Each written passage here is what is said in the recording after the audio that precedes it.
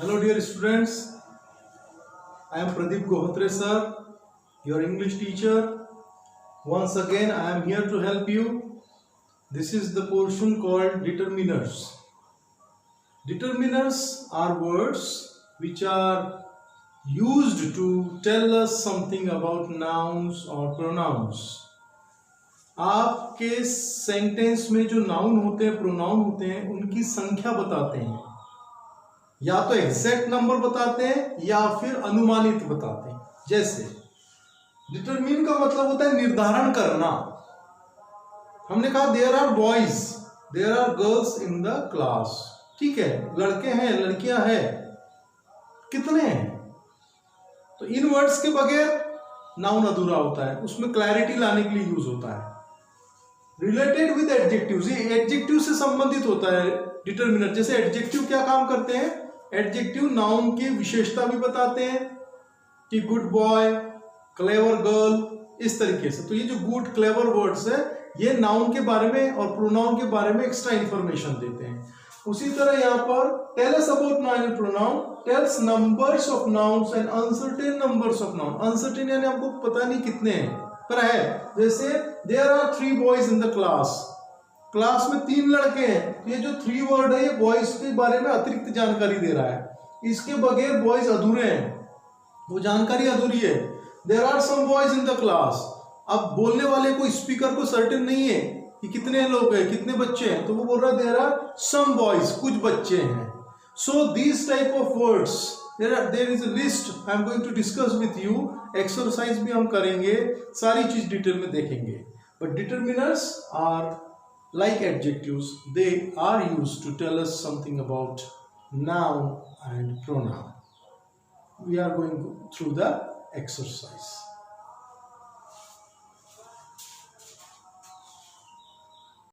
So students, this is the read the following sentences carefully. Minnie was 12 years old and a spastic. इसमें आप देखेंगे 12 और a, ये दोनों क्या कर रहे हैं? डिटरमिनर का काम कर रहे हैं, जो कि ईयर्स के बारे में बता रहा है 12 और स्पास्टिक के बारे में बता रहा है अ। आर्टिकल्स जो ए एंड द है, वो भी डिटरमिनर्स का हिस्सा होते हैं। She did not speak much English, कितना इंग्लिश? मच। तो यहाँ पर फिक्स संख्या नहीं है, जैसा मैंने आपसे कहा था सम, एनी, मच, मैनी, ये उस कैटेगरी में है। Her mother mashed some cooked rice in a bowl, तो यहाँ पर क्या है? सम।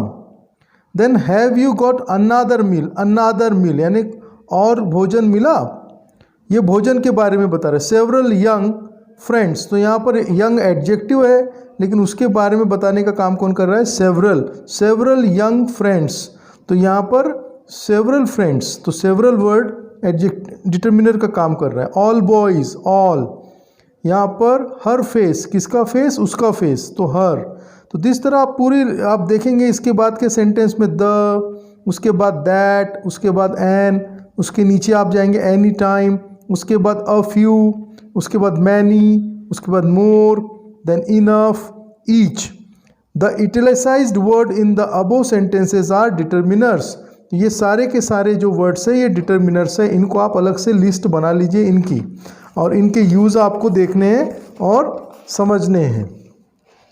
जब आप इसको ध्यान से देखेंगे एक एक सेंटेंस को, और जब आप कहीं बुक में से कोई सेंटेंस देखेंगे, तो आपका इनका यूज़ आपको क्लियरली समझ में आएगा। इसको आप, इसके रूल्स को थोड़ा आपको पढ़ना पड़ेगा। अब हम थोड़ा डिटेल में चलते हैं। The specific determiners are the definite article, the demonstrative adjectives जिनको हम कहते हैं these, that, these, those. Possessive, my, our, your, his, her, its, their, ये स्पेसिफिक कहलाते हैं।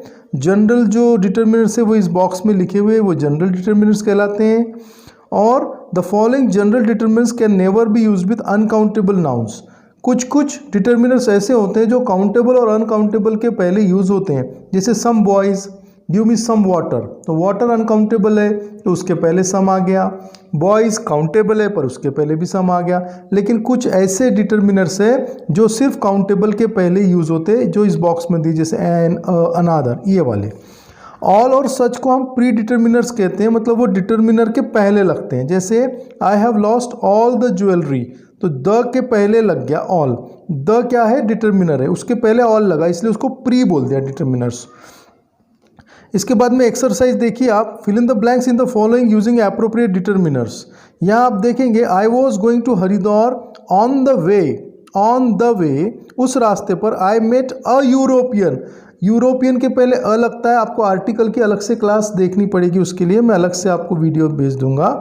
तो यूरोपियन के पहले अ लगा है।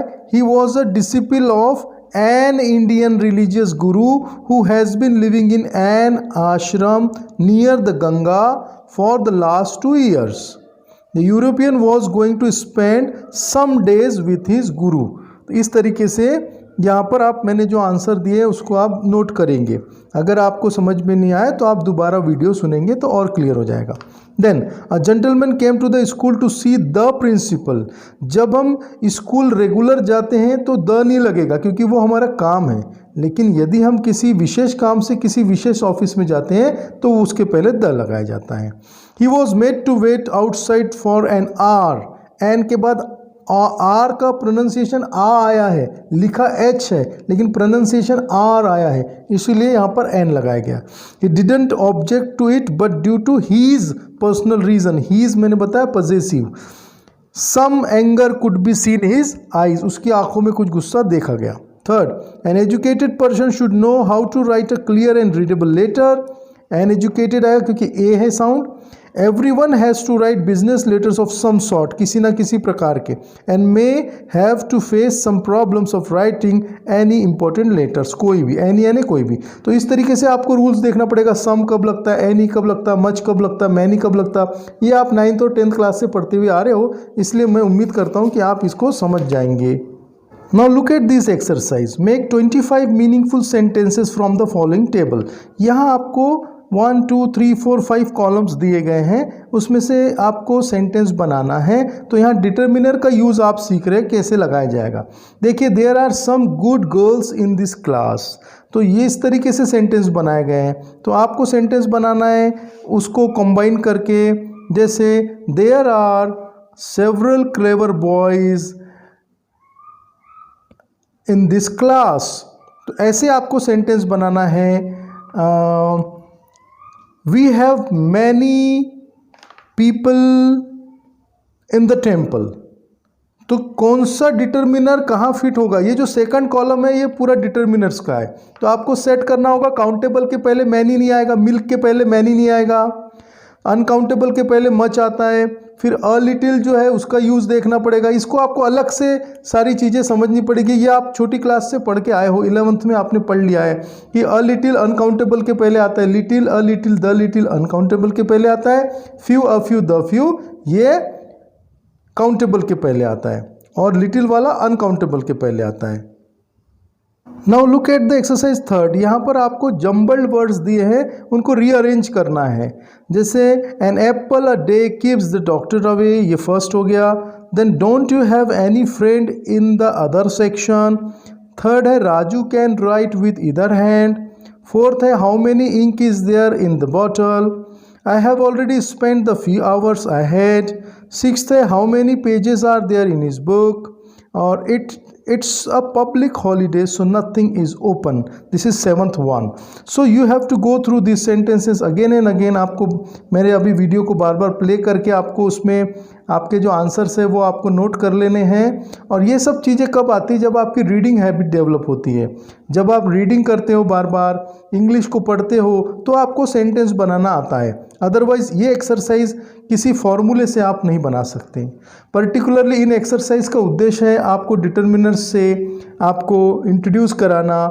हालांकि आप 11th में कर चुके हो, 12th में आपको और ज़्यादा डिटेल में जानकारी देने के लिए ये एक्सरसाइजेस दी है।